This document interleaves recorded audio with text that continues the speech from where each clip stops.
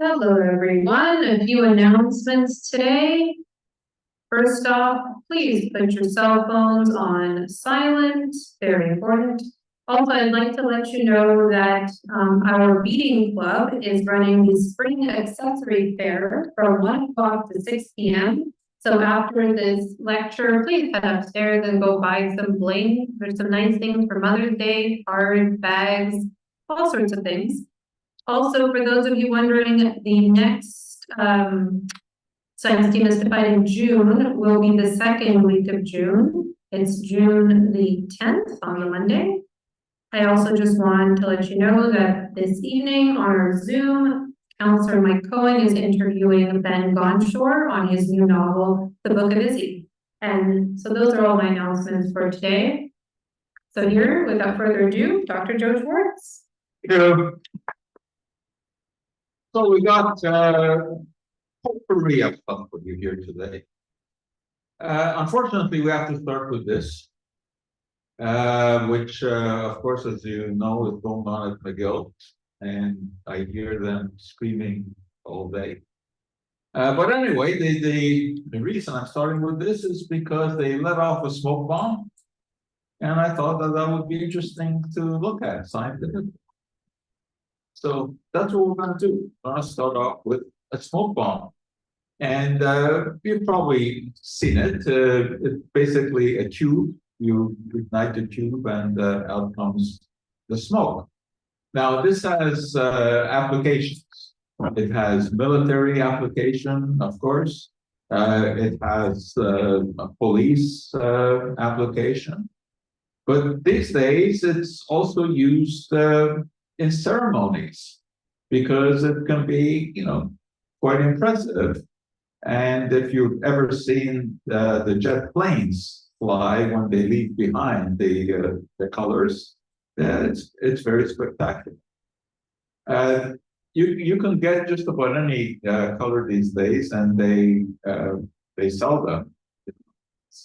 This is not illegal stuff. You can buy this. You can buy them on Amazon. And one of the reasons that people buy them is to make spectacular photographs, like that. And you can create some, pretty impressive visuals. And of course, the color is what makes it interesting. And so anyway, what triggered all of this is when I saw them, letting off the color smoke. All right, but we're going to start the discussion here in a way that I don't think you imagine, because we're going to start with gummy bears. Gummy bears are one of the most popular candies out there. God knows why, but they are.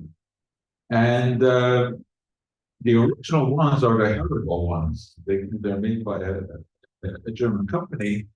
And these disgusting little things are actually made in the shape of a bear. Now, as you might suspect, the major ingredient in these gummy bears is sugar. Glucose, of course, is the simplest form of sugar. But then you also have some cane sugar in there. And the gelatin is, of course, what makes it jelly. That's what makes the gummy part. So sugar is the main ingredient in gummy bears. And sugar burns, right? In fact, we burn sugar. That's how our body functions, right? The main source of fuel for our body is glucose. And glucose, of course, we get it from the diet. Now, we don't burn it in the same sense as, you burn a log in a fireplace, but the chemistry is the same. The sugar combines with oxygen, produces carbon dioxide and water and energy. Now, sugar burns, and in order for it to burn, you need oxygen. For anything to burn, you need oxygen. Potassium chlorate is a chemical that supplies oxygen. It decomposes and it yields oxygen.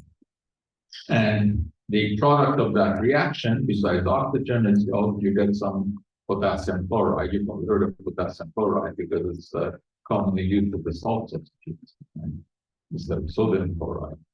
So anyway, potassium chloride burns. Now, here's the gummy bear story. So it's sugar, so it's a source of fuel. If you take potassium chloride and put it in a test tube and heat it up until it melts, and then you add a gummy bear, you see a spectacular reaction. Because the gummy bear immediately ignites. Because you've heated up the potassium chloride, it's starting to release oxygen. You're putting in sugar, which is the fuel. The two combine, and you get this really, really impressive combustion. And you can see the thing will glow, actually, and smoke comes out. Now, smoke. What is smoke? Smoke is nothing more than tiny little particles that are suspended in the air. That's what smoke is. In this particular case, those tiny little particles are the potassium chloride that I just showed you that form when potassium chloride breaks down, and little pieces of unburned gummy bear. That's what you have. That's the smoke. So it's a pretty spectacular reaction. And this is the reaction that we see in compounds. This is what happens. You have sugar in there, potassium chloride, and igniter, and you produce the smoke. Now, here I tell you an interesting little footnote to this story. If you're going to try this, and you're going to try to set fire to a gummy bear, which is good, that's what they deserve. But you want to make sure that it's not a sugarless gummy bear. Because if it's sugarless, of course, you're not going to get this reaction. You need the sugar for the combustion. So what is the sugarless gummy bear? Instead of sugar, the sweetening agent is hydrogenated glucose syrup. What is that? You make that by taking glucose and just passing hydrogen gas into it. That unleashes a chemical reaction so that the glucose converts into maltitol. Now, maltitol is a simple sugar. The word sugar is an umbrella term for a bunch of substances that are all sweet. Cane sugar, which is sucrose, is the most common one, but it's not the only sugar. There are many other small molecules with slightly different molecular structures that are also sweet, which are sugars. And maltitol is one of those. However, maltitol is not used by the body the same way as glucose. It is sweet, but it's not absorbed. It goes right through. Which of course means that there may be an issue with this if it goes right through. And indeed, there is an issue. Glycosant, which is their trade name actually for maltitol concoction, it has these side effects. Because what happens is that stuff is not absorbed by the body, so it goes through to your gut, it goes to the intestine. Bacteria there feast on it, and the bacteria will produce some gas.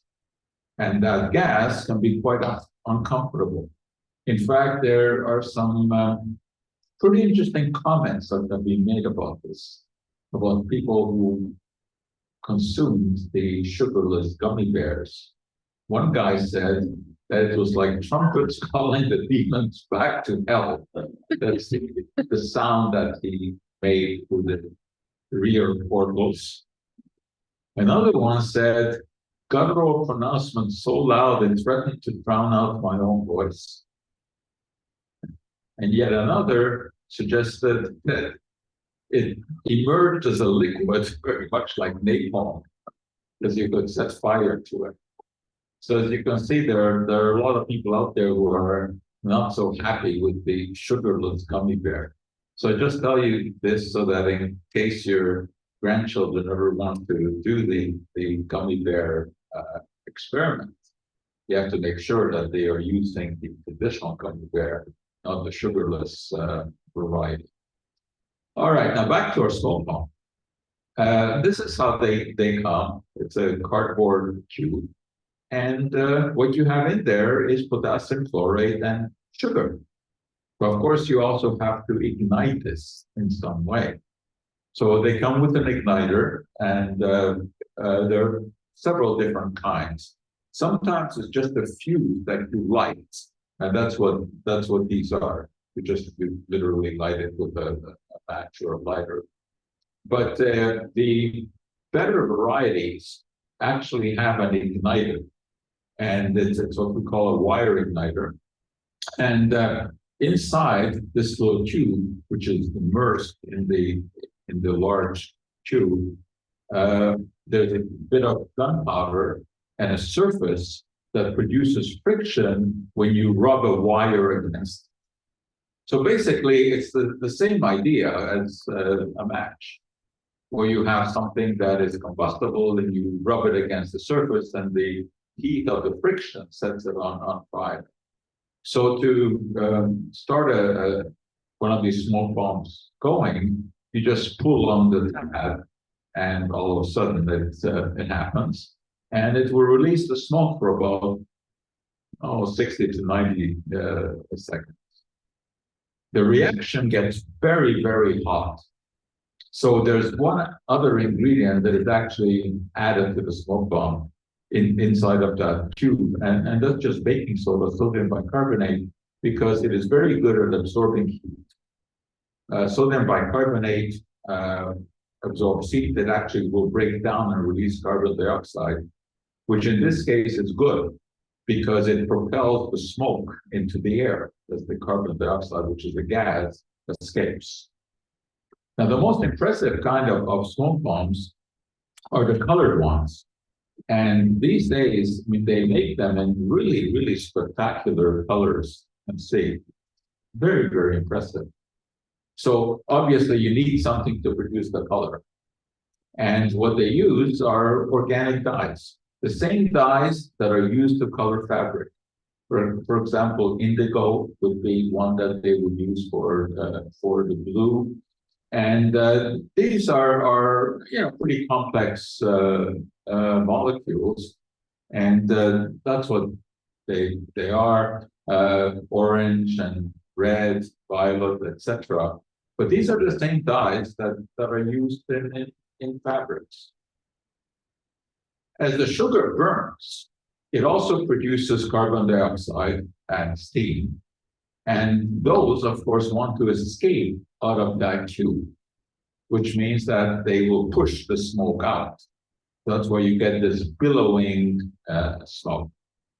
Now, one thing you don't want to do is inhale it, because inhaling any kind of smoke, of course, is a bad idea.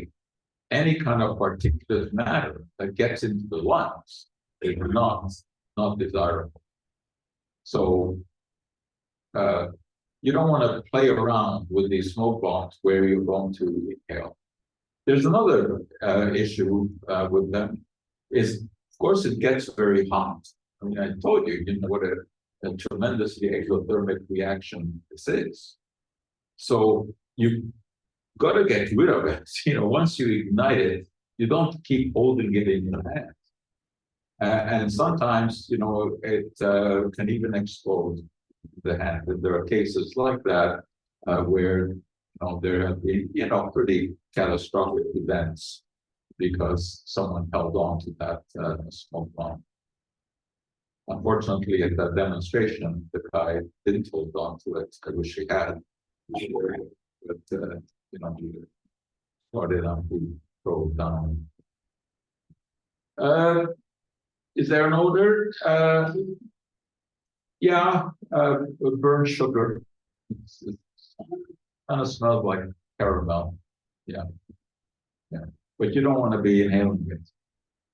Anyway, so that's the story of the smoke bomb. And as you can see, just about anything that, that we experience has some sort of, chemical tale to tell. All right, let's switch gears a little bit here to something that is more applicable to your daily lives, which is apple cider vinegar. This commodity is all over the internet, advertised in all kinds of ways. And when you read some of the claims about it, you think that, this is an absolute miracle. It improves digestion, lowers blood sugar, improves insulin sensitivity, helps you lose weight, improves hair health, anti-aging properties, makes you feel fuller, helps reduce acne, reduces belly. I mean, we're looking at a miracle here, right? I'll tell you something, as a general rule, the more claims that are made on behalf of a substance, the less likely that any of them are true. Because the body just doesn't work like that. You don't use the same medication to treat excess acidity as you use to treat high blood pressure, right? I mean, it's completely different stuff. So you're never going to have one substance that treats everything. That is just, total folly. But of course, that's what advertising is all about. Advertising is taking half-truths and making whole lies out of them. That's what it is. So, when you see something like this, that it kills bacteria, aids in weight loss, controls blood pressure, helps fight cancer, helps lower blood sugar levels, all of that, you have to really be skeptical, because that's just not the way that the body works. It doesn't mean that there is nothing to apple cider vinegar. You see, there actually, it's some points of interest, but it certainly is not a miracle substance in any way, shape, or form. First thing we have to do is understand what it is, how you make it. It is very simple. All you have to do is to take apples, chop them up into little bits, add water, and wait. And you don't have to wait that long, maybe 4 weeks or so. And you will see that the water turns into acetic acid, turns into vinegar. How does this happen? Because the apples have naturally occurring yeast and bacteria on their surface. All fruits and vegetables do. When you immerse them in water, the bacteria will start to multiply, and they will crank out acetic acid, which is vinegar. So it's really not difficult to make this. But what does it do for you? This is where we need to really investigate, especially when it comes to the major claim of apple cider vinegar, which is that it can help you lose weight. Now, of course, this is something that is of interest, certainly in North America, because of the epidemic of obesity, which is just astounding in North America. 40% of the North American population has a BMI of over 30, which is obese. I mean, that's, hard to believe, but it is true. It is better in Canada than in the US. I mean, if you go into the southern US, you see scenes that no human should be seeing. And notice, if you watch the news, you watch the American news, and you watch street interviews, which they often have, take a look at the weight, the size of those people. I was watching the Columbia University stuff, and when the police came in, the number of policemen that were obese was absolutely astounding. Now, that's something you'll never see in Montreal. You do not see overweight policemen. In the US, it's par for the course. All right. So there is, of course, motivation to find all kinds of ways to try to reduce weight. Obviously, this is why Ozempic is selling in such a spectacular way.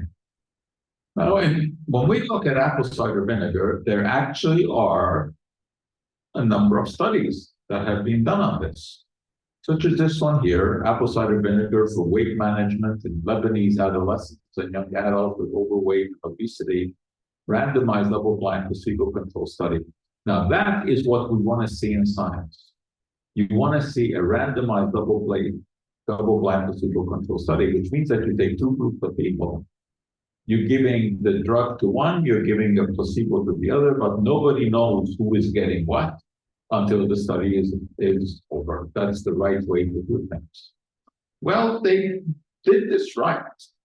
And, you find some interesting results. For example, in terms of weight, you can see that it went down from 77 to 70. In terms of the BMI, there's a decrease of the waist size. So, there is something there. The effect is much more than what you see with the placebo groups. It's not something that I would say is spectacular, but neither is it nothing. And, we look at this, for example, blood sugar. Certainly, there's a difference. It goes down. The triglycerides, it goes down. Total cholesterol goes down. Now, what are these four groups? They were given different amounts of apple cider vinegar. So one group was given 5 milliliters every day, 110, 115, 120. That's what those groups are.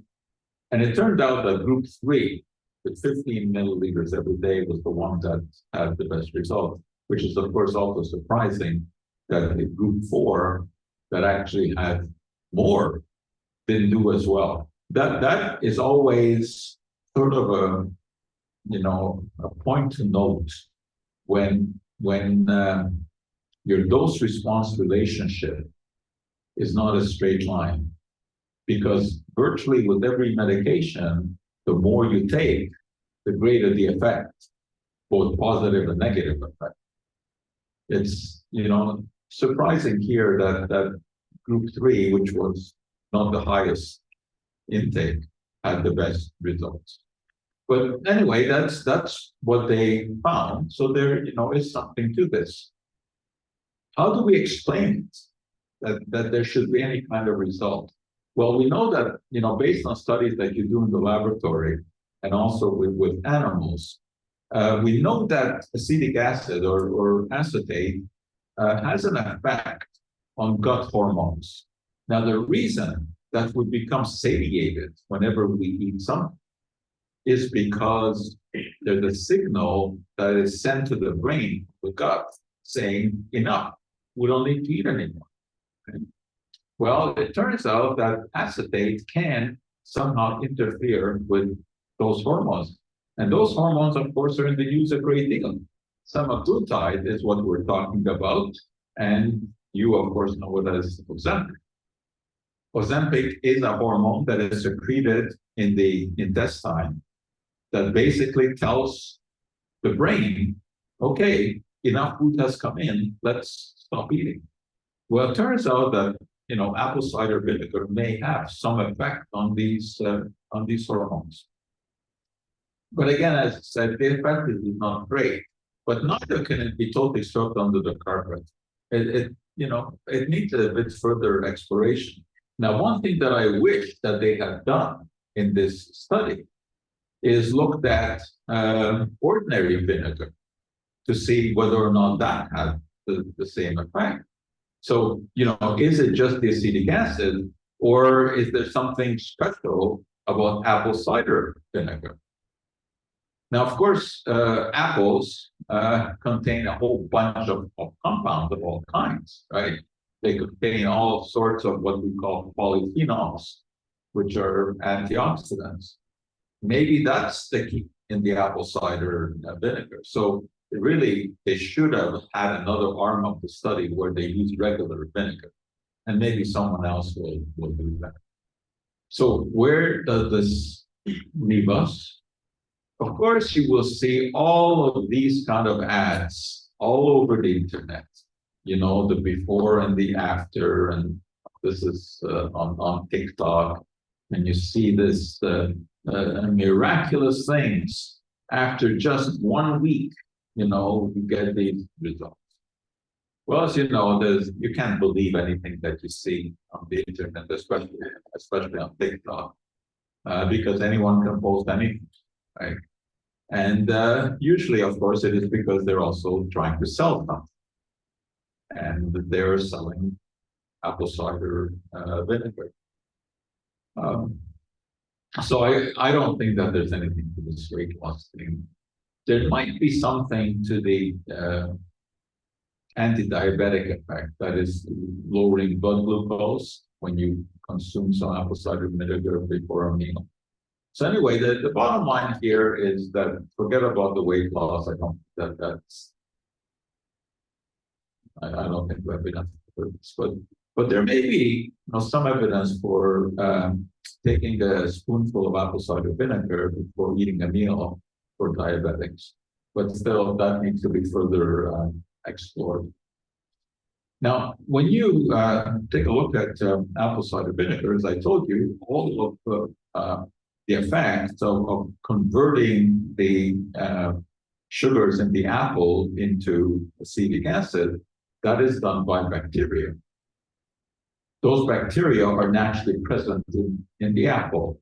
And these are the Acetobacter and Lactobacillus bacteria, which are also, of course, therefore present in the finished version. They're present in the apple cider vinegar. So the question is this really a probiotic? Probiotics are bacteria that have a beneficial effect in our body.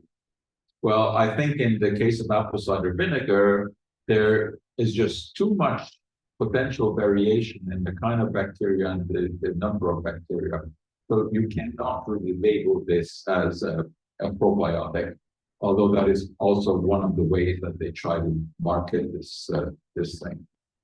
Now, the idea of probiotics is very interesting. And I mean, this certainly is a scientific issue. Probiotics are bacteria that do good in the body. I mean, bacteria have sort of a bad name, right? People think that all bacteria are bad. That's not the case. Some bacteria actually produce metabolic products that are healthy, so-called short-chain fatty acids, which get absorbed into the body and help your immune reaction. So there is a movement these days to increase our intake of probiotics, that is, foods that contain beneficial bacteria. And you're familiar with a lot of these because these are what we refer to as the fermented foods. Things like yogurt and kimchi and edamame and pickles and that. Unfortunately, one thing that all of these fermented foods have, besides the beneficial bacteria, is that they tend to have a lot of salt. So you have to, be careful about that. Yes, pickles are, I guess, by definition, a probiotic because they certainly contain bacteria. However, to label them healthy would be really a stretch because of the tremendous amount of salt that they contain. So if we're going to jump on the probiotic bandwagon, I think it would be better to get these in the form of supplement. However, there's an issue with that too, because it's very difficult to encapsulate bacteria in pills or capsules and keep them viable. So although they make claims of the number of bacteria or colony forming units, CFU, that's the measure for bacteria, whether they actually make it into your gut is very questionable because they would have to pass through the stomach. The stomach is very acidic and bacteria are easily destroyed. But anyway, there is evidence that eating fermented foods you know, regularly. I mean, it doesn't mean that you eat yogurt once and it's going to do something for you. But there is evidence of a diet that contains probiotics. But you have to be cognizant of the fact that they can very often have too much salt. But anyway, there are a lot of claims, again, as you see here, being made for probiotics. And obviously, as I told you before, when there's so many claims, you have to be very, very skeptical. And you ask the question, where is the evidence? Well, there is some evidence about much of it from laboratory studies and animal studies, very few human studies. But I think there are such things as good bacteria that we want to foster in our gut. We, of course, are colonized by bacteria. People generally are surprised to hear about this, that there are more bacterial cells in the human body than there are human cells. We are more bacteria than human. The totality of all the bacteria that inhabit our body is what we refer to as the microbiome. And there are literally hundreds of different types of bacteria that make our body their home. Hundreds and hundreds of different types all over us. Now, the ones that get the most attention are the ones that live in our gut, that is, that live in our colon, because that's where the beneficial bacteria occur, and that's where they can do some good by metabolizing food that we eat, converting it into compounds that then get into the bloodstream that have potentially beneficial effects. But it's not only inside of our body that we have bacteria. They also inhabit the surface of our skin. We are full of bacteria on the surface of our skin. Now, don't get the idea, though, that these are all disease causing. They're not at all. We have actually very few so-called pathogenic or disease-causing bacteria in our skin. We have numerous different kinds of bacteria, and relatively, they live happily on the surface of our skin. For example, the body odor is due to the effect of bacteria. The bacteria will take substances that are present in sweat, they gobble them up, and they excrete smelly compounds. However, interestingly enough, some bacteria on the surface of the skin also serve in a positive way. For example, this one here, Lactobacillus crispatus. It turns out, interestingly enough, that these bacteria are involved in the production of collagen and elastin. And those are proteins which basically make up the scaffolding of the skin. That's what holds our skin together. And they are found in the dermis, which is the layer just below the surface layer of the skin. And what you have there is a network of these protein molecules, and that's what supports the skin. And when your skin starts to age, that network begins to break down and the skin sags. Now, interestingly enough, it turns out that some of these bacteria, the specific one that I mentioned, is actually capable of synthesizing collagen within the top layer of the skin, which of course opens up the possibility that you can do something about aging skin if you just put more of these bacteria on the surface of the skin. Now, as we get older, it turns out that we lose that particular bacterium on the surface of the skin. Now, as you can imagine, when we're talking about improving wrinkles, improving fine lines, improving the texture of the skin, by putting something on the skin, this is a very lucrative business. Cosmetics are very lucrative, right? There's a lot of money that is involved.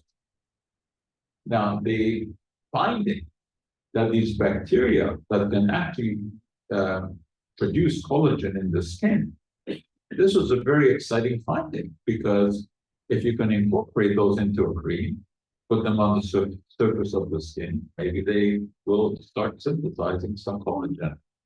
And BASF, which is the largest chemical company in the world, I mean, they produce virtually every chemical that you have ever heard of.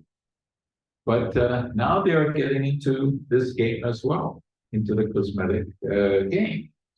And they're researching the possibility of taking these bacteria and putting them into some kind of a cream that you can then put on the skin.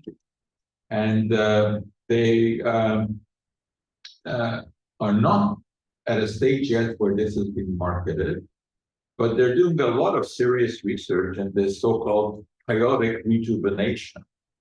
And the name that they have given prospectively to this cream is ProBioLift.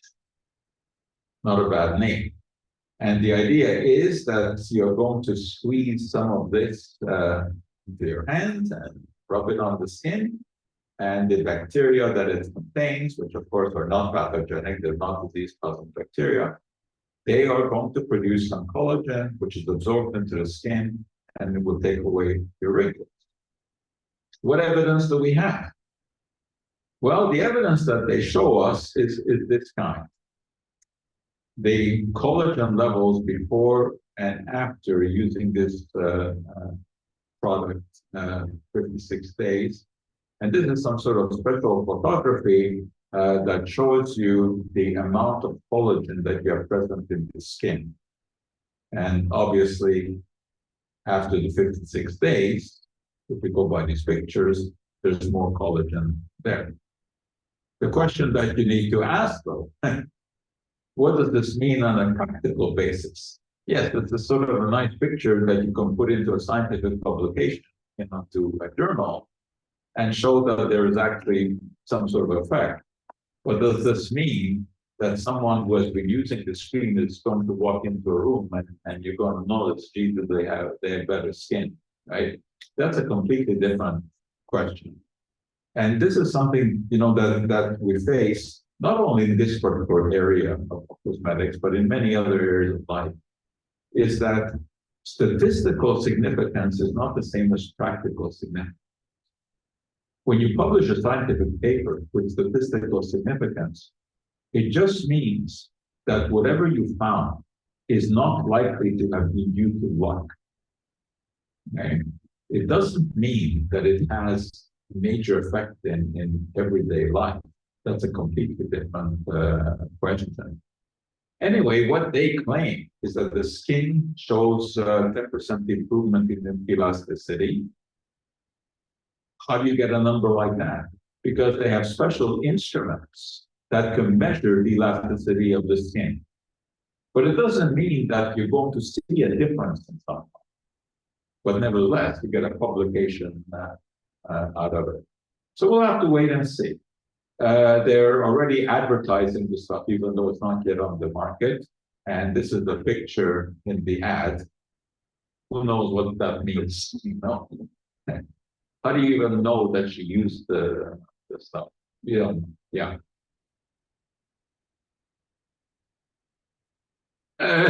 It's not the same bacteria.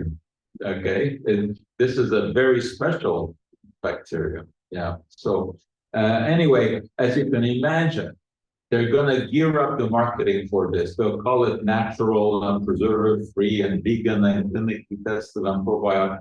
Incidentally, it's clinically tested. You will see this in many cosmetic ads. Okay? What the hell does it mean? It doesn't mean that they found something positive. It just means that it was tested, but it may have been tested and found to be ineffective, right? So that it's meaningless. Anyway, those are going to be marketing terms, and I suspect that in the end, they will make a lot of money with this, because there's a lot of money to be made in the cosmetics industry. But for me, at this point, the only thing that you can say is that this is a proof of concept, which means that they were able to show that those specific bacteria actually have some sort of positive effect on the skin. Whether or not that is going to translate into practicality, whether or not people are going to use this and actually see a difference, that we will have to wait and see. But of course, there's all kinds of stories these days and publications about how to stop aging, right? Nobody likes the idea of aging. It's a very bad idea, right? We would all like to do something about it. And some people are willing to go to quite an extreme in order to do this. Now, most of us would like to keep our heads firmly on our shoulders, right? Attached to our body. That was not the case for Thomas Donaldson. Thomas Donaldson was highly educated mathematician, university professor, and he was an advocate of cryonics. Cryonics is the practice of hopefully freezing an individual after death, with the idea that they will at some time in the future be revived when time has passed and science has become much more sophisticated, and we have found a way to bring the dead back. It's kind of a pie in the sky kind of argument. What they're talking about in terms of freezing is using liquid nitrogen. Liquid nitrogen is very, very cold, minus 196 degrees. And at that temperature, molecular movement just about stops. So it is in a way a method to stop everything. The body is not going to decay, that's for sure, but you still stay dead. Anyway, there are practical uses, of course, of liquid nitrogen. For example, they store women's eggs in liquid nitrogen. That's one thing that is done these days, is they will harvest eggs in case a woman wants to be pregnant sometime in the future, and they can be stored in liquid nitrogen. Now, Thomas Donaldson wanted something quite different done. He wanted to be beheaded while he was still alive.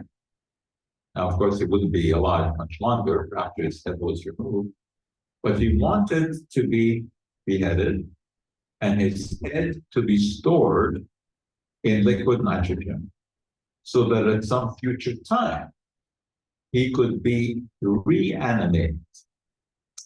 Now, why only the head?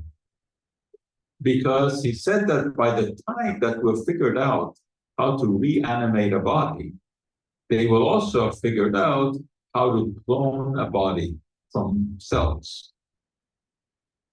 Grow a whole body from two cells, which in theory is possible because your cell contains the DNA for everything that happens in your body.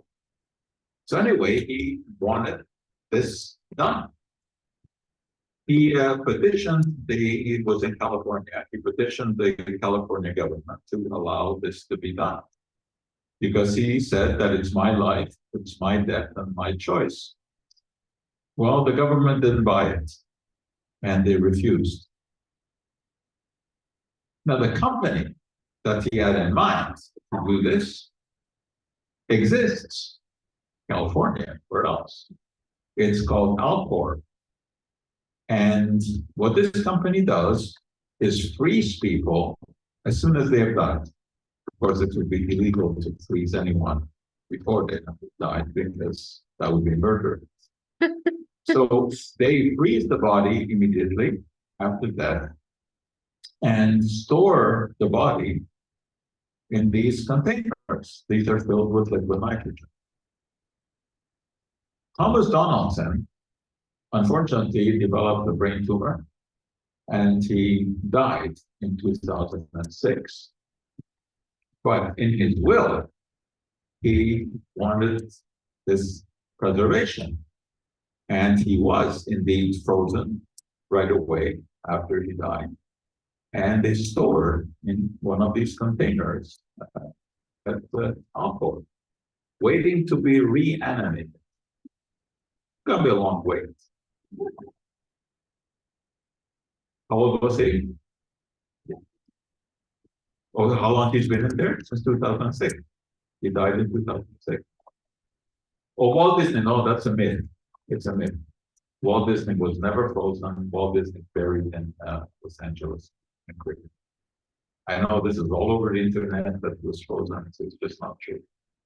You have to be very skeptical about anything that you see on the internet because it's far more likely to be wrong than true.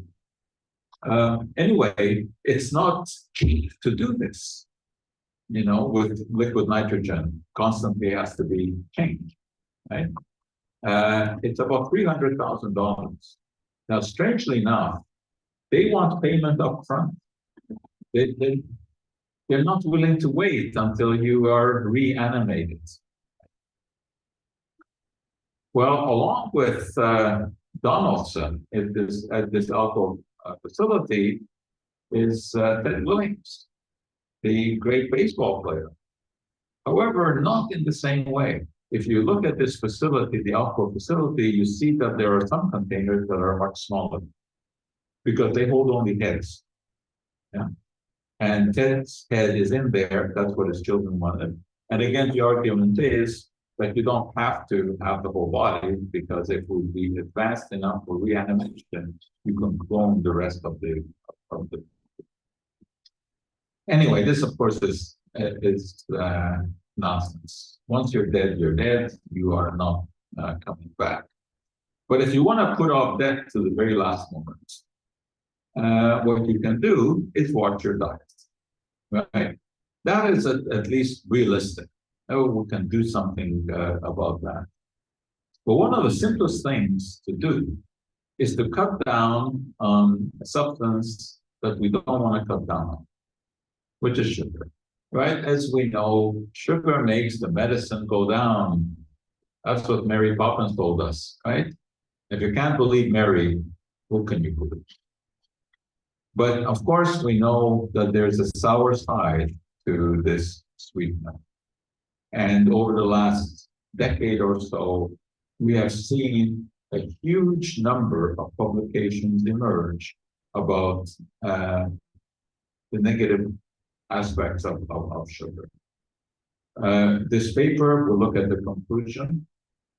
Reducing consumption of free sugars or added sugar to below 25 grams a day, which is about 6 teaspoons, limiting consumption of sugar-sweetened beverages, etc., reduce the adverse effects of sugar on health. So I think we have some numbers, you know, to play with.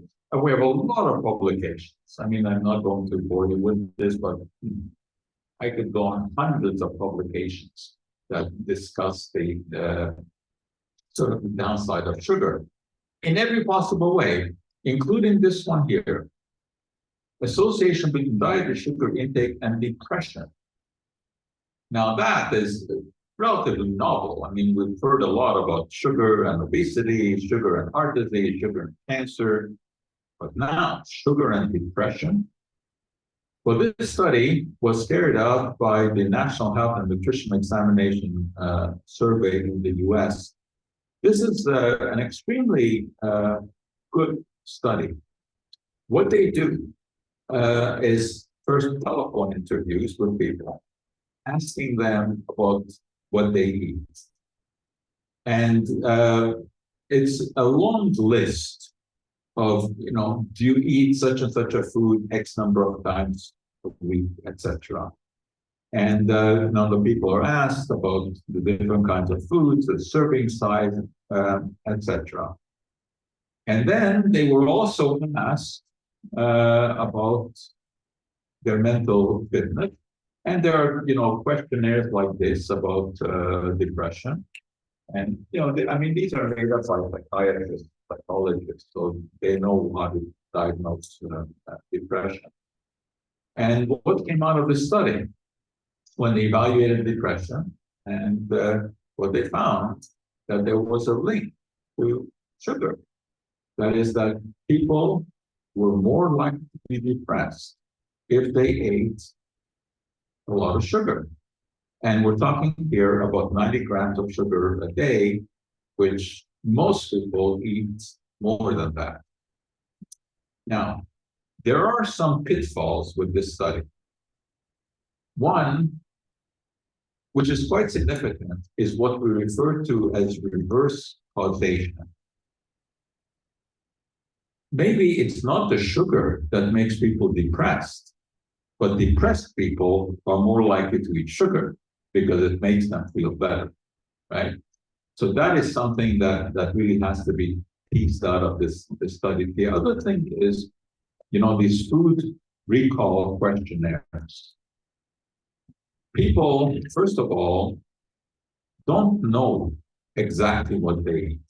I mean, just think, if you had to answer a questionnaire now about exactly what you ate in the past 7 days, including estimating amount in terms of grams, I think it would be a very challenging thing to do that. And a much better way to do this is to keep a food diary where you write down whatever you eat at the time that you eat it with an approximate weight of that. And then let some expert take a look at that to see what it all means. But you just hope that when you do this to thousands and thousands of people, those mistakes and recollection kind of even out. And there's another aspect here, is that people are not necessarily honest when it comes to reporting what they ate. They're not going to tell you about the amount of chocolate cake that they ate. And actually, it turns out from these questionnaires that there's more broccoli consumed in the world than the world is capable of producing. Anyway, what comes out of all of this is that the total sugar intake should be less than 90 grams, with about 30 grams of what we call free sugar. I'll explain what that is in a moment. And for children, it should be even less than that. Now, I think the term added sugar is pretty obvious. You know that when you're drinking a soft drink, the sugar in there has been added, right? On the other hand, when you're drinking apple juice or you're making yourself a smoothie from berries, you're not adding any sugar. But the apples and the berries naturally contain some sugar, okay? So that is not added sugar, but nevertheless, of course, it is part of the total amount of sugar that you're consuming. So it will be part of this 90 grams that we're talking about, but not part of the 25 or 30 grams of added sugar. Now, to give you just a little bit of a guide, when you go shopping and you want to look for foods that are low in sugar, here is pretty good guide. So we're talking about looking at 100 grams of whatever food you're eating. If it contains less than 5 grams of sugar, that's good. If it's between 5 and about 20 grams, still okay. But if it is more than about 20 grams per 100 grams of food, you don't want to be eating that. Now, I think we all know that eating an apple is better than eating a donut. However, there's a lot of confusion about how much added sugar there is in foods. People underestimate that. I'll give you a couple of examples here. A slice of apple pie will have about 25 grams of sugar. That's the limit that we talk about in terms of added sugar, which means that if you eat that slice of apple pie on a day, you shouldn't be eating any other added sugars. That chocolate bar contains about 25 grams of added sugar. If you put 2 teaspoons of sugar in your coffee, you're adding 8 grams. But where people really go astray, what they don't understand is the amount of sugar that is found in soft drinks, which is an astounding amount. In 1 glass, you get about 40 grams of added sugar. That's more than what you should be getting today. And if you want an even better picture of this, you're looking at about 17 cubes of sugar in that glass of Coke. This is why, I've said many times, I'm sure I've said it here, is that if there were one single thing that we could do in the Western diet to reduce the risk of obesity and to have the greatest possible effect on health, it would be to get rid of sugar-sweetened beverages. And from the study that we just looked at, the added bonus is that it might also be something to relieve depression. So, again, I don't like to say never for anything. I don't say that you should never have that slice of apple pie. But you have to be cognizant of the amount of sugar that it contains. Okay. All right, I want to tell you one final little story here, and to amuse you a little bit. Don't want to leave you with all the horrible things. I have a lot of stuff, a lot of things sitting on my desk, in my office. But one of them is that little English bulldog. Now, the English bulldog has been a symbol of England since about the 1940s. All over the place. You could even buy a Lego. You can build the British bulldog.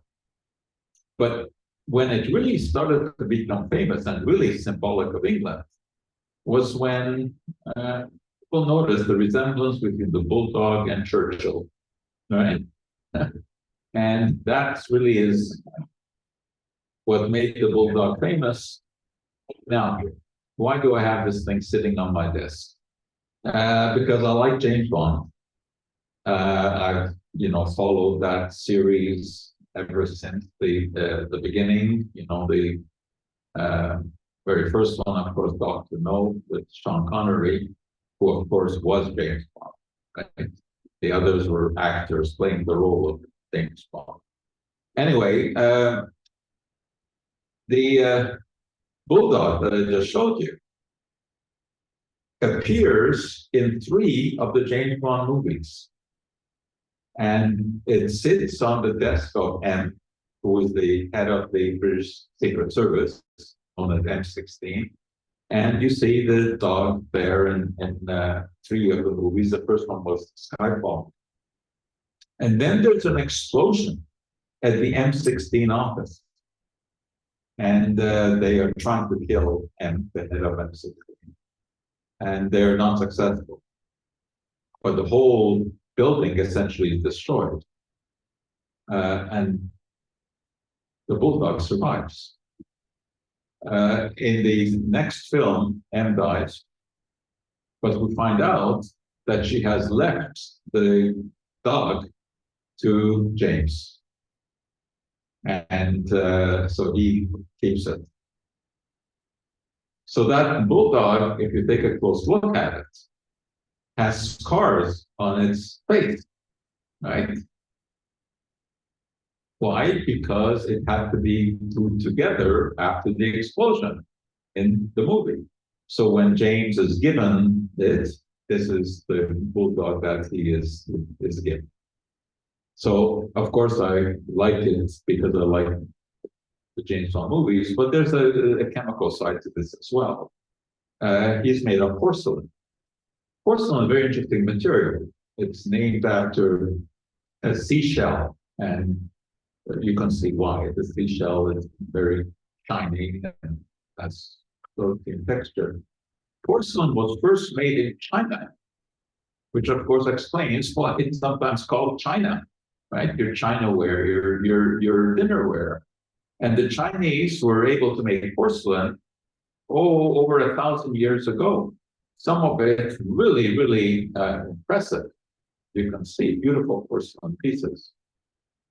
But Europeans were not aware of how to make porcelain.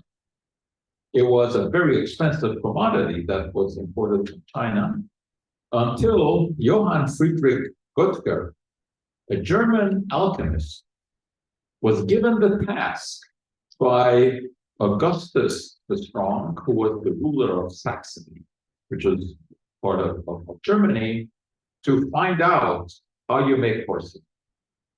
And Butker did.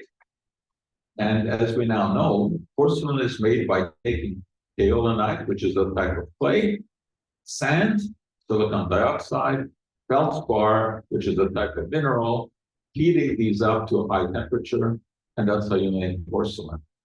And Butker figured this out, much to the liking of Augustus, who then started a factory. And there's the first ever porcelain factory established in 1709 in Germany. And this was in the city of Meissen. And today, Meissen is still said to be Germany's porcelain city. And they still produce these Meissen pieces, which are really quite spectacular and can be very, very valuable. I don't have any, but I do have, of course, my porcelain dog, but that I bought from Royal Dalton. So it's not quite as, impressive as that, but it's not a Meissen. It is actually Royal Dalton, but I like him anyway. And the nice thing is, you don't have to take him out to pee or to poo. He sits very happily on my desk and just sits there and stares at me. All right, I just want to mention one last thing to you. On the 23rd of this month, May 23rd, we're going to be celebrating the 25th anniversary of our office. And we're going to have a interesting time. I'm going to sit down with John Freed, and we're going to talk about the history, some of the interesting questions that have come up, etc., and do a couple of chemical demonstrations and make it very entertaining. The only thing that we ask is that if you want to come, it's free, of course, but we need to know how many people are going to show up. So you go to our website, which is mcgill.ca/OSS, and it's simple click and just register. I think we're going to have a fun time. Pardon? It's not going to be on Zoom. We will record it, so it will be available after, but it's not going to be live streamed. It's going to be in the Leacock building, and hopefully we'll get rid of this stupid encampment by then. Pardon? At McGill. Yeah. Yeah. All right, so that's our story for today. And as you heard, next month it's I guess it's June the 10th. So we'll see you then. If anyone has any questions, yeah. By the way, she was first. Yeah.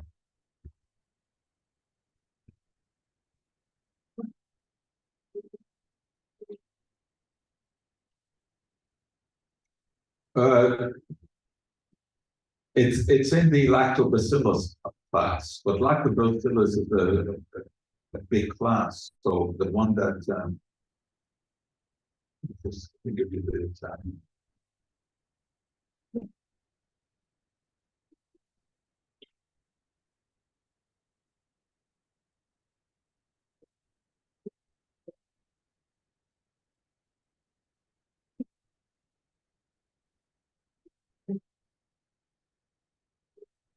Very good.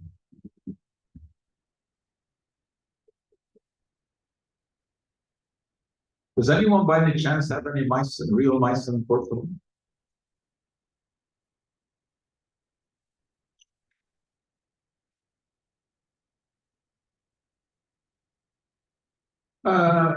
Bone china literally has ground up bone added to it. That's what makes it white. But it's still in the porcelain category. It's just one level higher because it's harder to make. It's also heavier. But there's all kinds of porcelain. But the authentic Meissen ones, which really were made in the late 1700s, that's what a collector is really after. But that collector has to have a lot of money.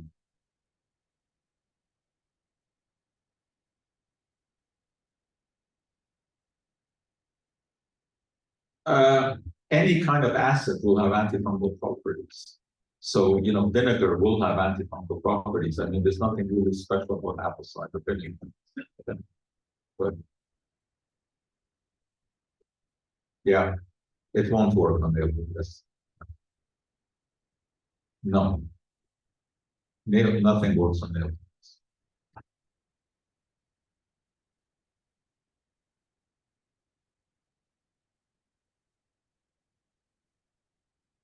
The question is, obviously, the question about diet drinks, how they compare. Well, with diet drinks, you don't get the calories, right? However, they have a very checkered history because they have not done what they were supposed to have done. The reason that diet drinks were introduced was to cut down on calories and to have an impact on weight control and on obesity. That hasn't happened. The diet drinks were introduced, saccharin was introduced over 100 years ago. But the most common ones like aspartame and sucralose, we've been using those now for 50 years. What have we seen? Increase in obesity. So they just don't do what they're supposed to do. Why not? Well, there's several arguments for that. One is that the sweet taste just gives you encouragement for eating more sweet things. And the other is that people will put the artificial sweetening in their coffee and then have the taste that they wouldn't have had if they not put the sweetener in the coffee. And then there are issues also about metabolic syndrome being increased with artificial sweeteners. So I don't push artificial sweeteners. There's nothing wrong with drinking water. If you want carbonation, well, use SodaStream or whatever, put some CO2 in there. But also, I would say diet drinks and other soft drinks. Oh, yeah. Totally different. Totally different. I mean, tear gas, there are several different kinds of tear gas. One of them is based on capsaicin, which is the active ingredient in hot peppers. If you've ever accidentally touched your eye with hot pepper, you know what this is. This will stop people from rioting immediately. Yeah. Terrible, terrible, terrible thing is tear gas.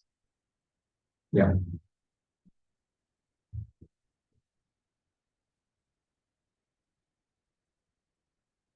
Right. It's what the sugar that you have in apples is not added sugar. So that would not be part of the 25 grams of I told you. It would be part of the 90 grams of total sugar that you should. One apple, 5 grams maybe. Yeah. You're safe. It does, especially if you throw that in. Right. Yeah.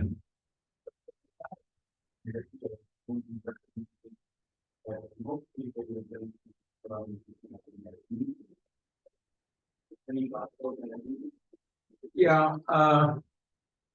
You have to have a pretty poor diet to be low in magnesium, but I think that there are a lot of people in North America who have very poor diets. There's no harm in taking 200 milligrams of magnesium a day. I think the benefits are often overstated. And usually the people who are taking the magnesium are not the ones who need the magnesium. It's usually the middle class people who have the money to take all these supplements. They're not the ones who need them. Yeah.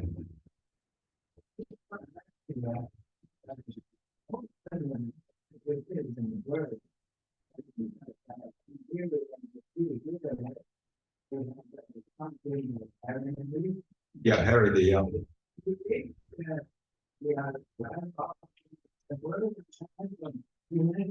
I have some Harry Not all heron is valuable. It depends. Yeah, I have some. I have some. Yeah. I mean, but collecting porcelain, it's what can I tell you? It's like collecting stamps for points. Some are very valuable, some are not, and but yeah. Well, there's some very nice dinnerware, heavenly dinnerware plates, very nice. But my son, that's the one we have. If you have some sort of Meissen figurine that was produced in the late 1700s, you can retire. Yeah. No question about stevia. No, there's no health problem with stevia. But it's the same story that I told you. Neither are there any studies that show that using stevia reduces obesity problem. Yeah.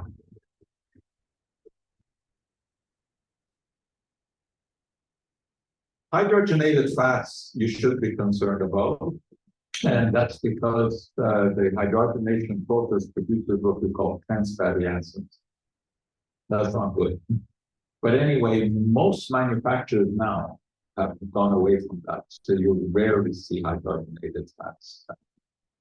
Yeah, palm oil environmentally is a huge problem. I can tell you that because it's destroying the orangutan forests, all of that. It's a saturated fat, and saturated fats drive up cholesterol. And we know that high cholesterol, is linked to heart disease. However, interestingly enough, consumption of palm oil, even though it drives up cholesterol, has not been linked to heart disease. The story about saturated fats is very interesting. It's evolving. It's becoming very complicated. There's no question that if you have high blood cholesterol, that's a risk factor for heart disease. There's no question that reducing high blood cholesterol with drugs, like the statin drugs, reduces your risk. That is clear cut. Nobody debates that. However, there's no evidence that reducing high cholesterol by diet has the same effect. It's very curious, but the whole story about saturated fats is really changing. And well, they were one time regarded as the total villains because they raise cholesterol, which they do. But it just turns out that if you lower that cholesterol by cutting out the saturated fat, it doesn't do anything for heart disease.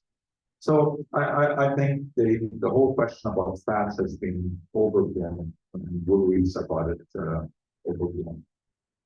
So obviously, I would not be putting spoonfuls of palm oil on the food, but I would not be concerned about the small amounts that are found in processed foods. There's many other things to be concerned about in the processed foods. It's not the main problem. Yeah. Yeah. Well, to me, the best oil is olive oil. And there's I think no question about that, especially the so-called extra virgin olive oil. The second best is canola oil. And after that comes sunflower.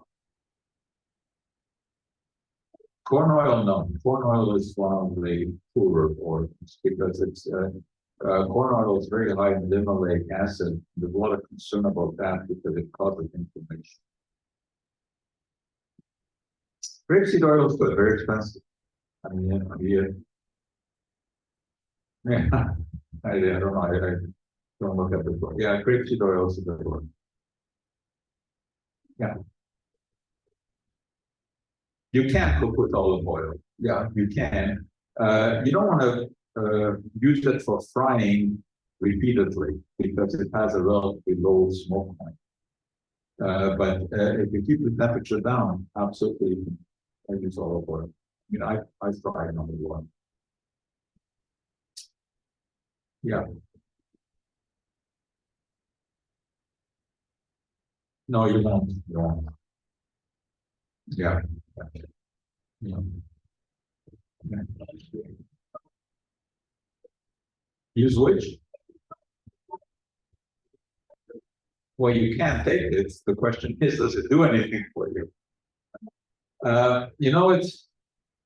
You're talking about taking it for cosmetic reasons or for arthritis? For joints? Yes. There are studies that have shown benefit of oral collagen on bones. But the studies are all over the place. Some people claim that they do very well. Some say that it has done nothing for them. What I normally say about collagen supplements or glucosamine, all of these joint supplements, there's absolutely no harm in trying those. You try it. If you find no difference after a month, forget it. It's not going to do anything. Yeah.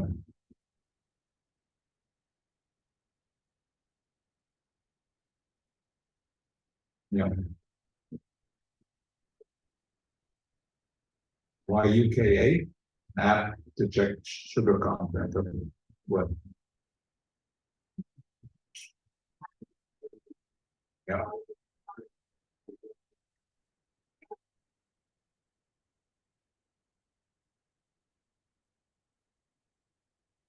YUKA.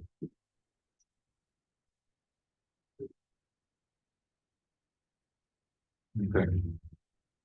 I'll take a look. Yeah.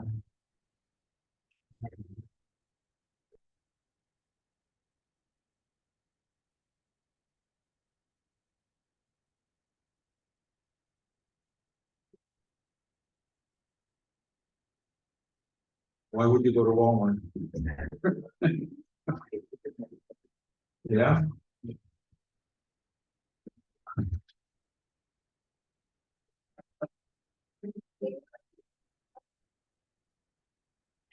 Okay. Very good. You I'll look at